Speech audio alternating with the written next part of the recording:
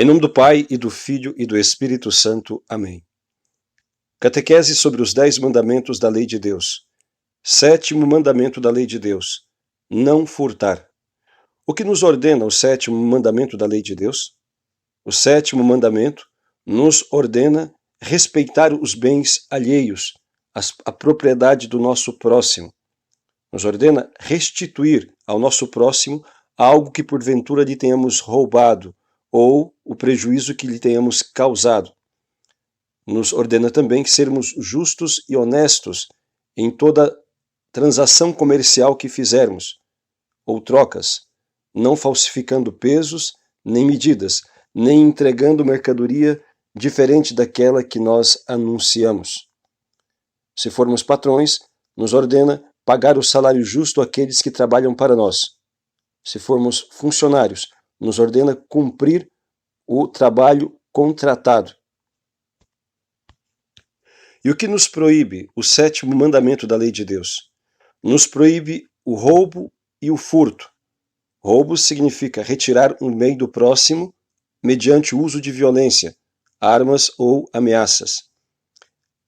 Furto significa retirar de modo sorrateiro, escondido, alguma coisa que pertence ao nosso próximo. Nos proíbe também a fraude, quer dizer, a falsificação daquilo que nós comercializamos ou dos contratos que fazemos. Nos proíbe a injusta danificação do bem alheio, dar prejuízo ao nosso próximo, ainda que seja involuntariamente.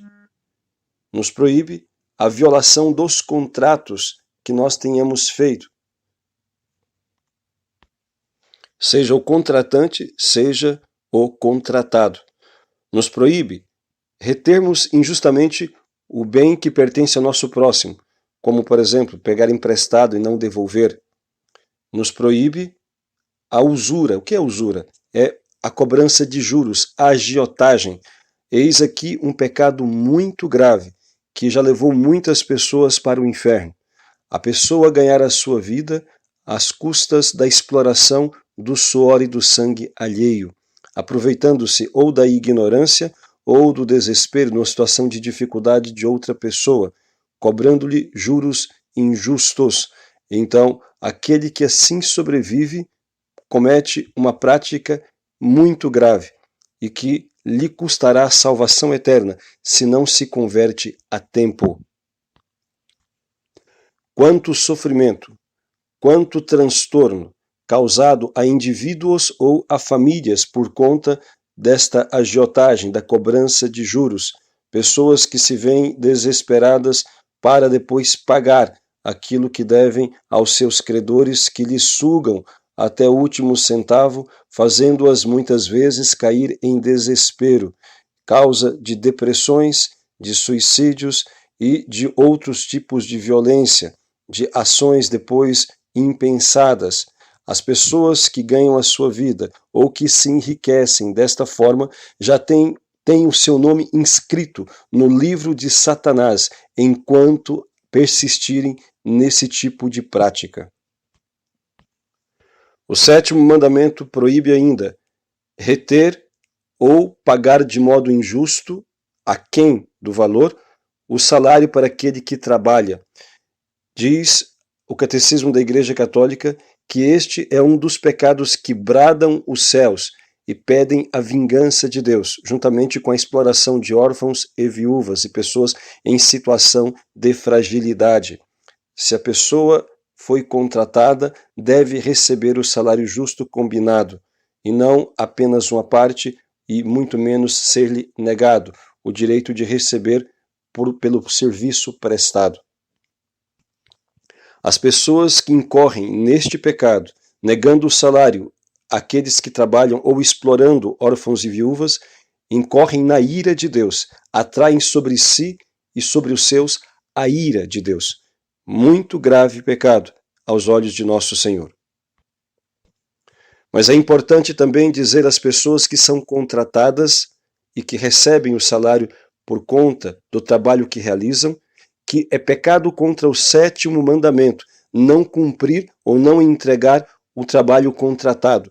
Pessoas que chegam atrasadas no trabalho, pessoas que faltam ao trabalho, sejam funcionários públicos, sejam funcionários de empresas privadas ou mesmo prestadores de serviço.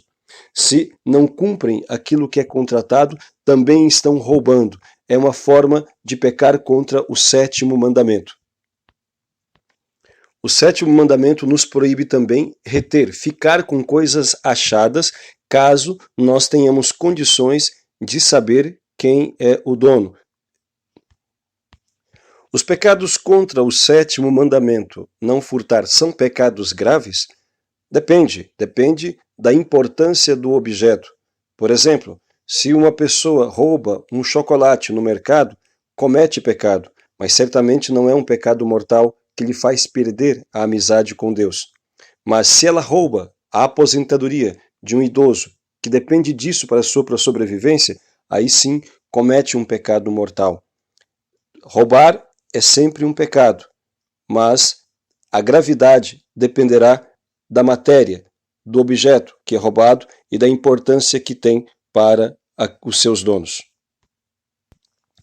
A confissão e a reparação dos pecados contra o sétimo mandamento tem uma particularidade que os demais não têm. E é muito importante estarem atentos a isto para que possam fazer boa confissão e justa reparação. Os demais mandamentos, quando se peca contra eles, o sacerdote que absolve os pecados irá dar uma penitência em forma de oração, em forma de algum tipo de mortificação ou caridade para que sejam feitos.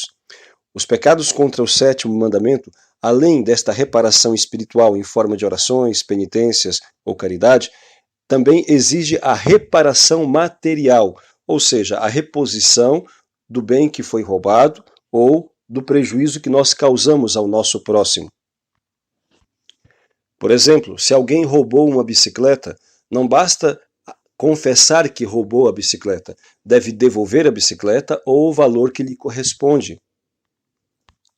Se uma pessoa roubou R$1.000 do seu patrão, não basta confessar que arrependeu-se de ter roubado os R$1.000, precisa devolver-lhes, ainda que de forma oculta, mas é necessário devolver-lhes. E se a pessoa deu prejuízo, por exemplo, a pessoa quebrou um copo na casa de alguém, enfim, ela deve pagar aquele copo, salvo se o dono daquele copo lhe perdoa este prejuízo. Assim, todos os males referentes ao sétimo mandamento, os roubos ou prejuízos que causamos ao nosso próximo, quando confessados, devem então também serem reparados, ou seja, devolvidos. E se não é possível devolver o dinheiro ou o valor àquela pessoa que eu roubei porque já fazem muitos anos, já não o vejo, não conheço ou já morreu, pode ser devolvido aos seus herdeiros, filhos, etc. Ou então, no caso de impedimento físico ou mesmo moral, porque seria muito vexatório, poderia ser algo que, enfim, causasse grandes problemas, de acordo com a orientação do confessor, pode-se devolver a uma instituição de caridade, à igreja mesmo, ou a alguma pessoa pobre, conforme a orientação do confessor. No caso dos pecados contra o sétimo mandamento, esta reparação material é necessária ser feita, porque se a pessoa que confessa o roubo ou o prejuízo causado ao próximo não faz esta compensação, caso ela se salve, terá que pagar cada centavo no purgatório. E definitivamente este não é um bom negócio. Nos pecados que se referem ao sétimo mandamento, devemos nos lembrar também do pagamento do dízimo. Não pagar o dízimo, as pessoas que têm renda, não pagar o dízimo, também é uma forma de roubar aquilo que pertence a Deus e à obra de sua igreja. Tem o dever de pagar o dízimo as pessoas que têm renda. Evidentemente que quem não tem renda não tem obrigação de pagar o dízimo. E qual é o valor do dízimo? Qual é a porcentagem do dízimo? A igreja não estabelece uma porcentagem, porém a palavra de Deus nos diz, dízimo significa 10%, é a medida mais ou menos justa, portanto, para ser devolvida na igreja ou em alguma obra de evangelização, 10% daquilo que se ganha, mas não há uma regra estabelecida. Diz o quinto mandamento da igreja que deve-se pagar o dízimo conforme o costume, mas se toma o 10% como base, porque é bíblico e é a referência que o próprio Deus nos dá. E quem dá calote em Deus também vai ter que pagar no purgatório, caso não faça a reposição. Claro que o confessor, o sacerdote, pode perdoar esta dívida e fazer uma forma adequada de reposição, de forma que o penitente consiga fazer. Ninguém está obrigado a fazer aquilo que não lhe é possível, mas deve fazer a justa reparação. Como se vê, os pecados contra o sétimo mandamento não são apenas roubos e assaltos, mas o prejuízo que se dá ao nosso próximo por se lhe estragar algo, por se reter aquilo que lhe pertence, ou por não se cumprir o contrato que com ele nós realizamos.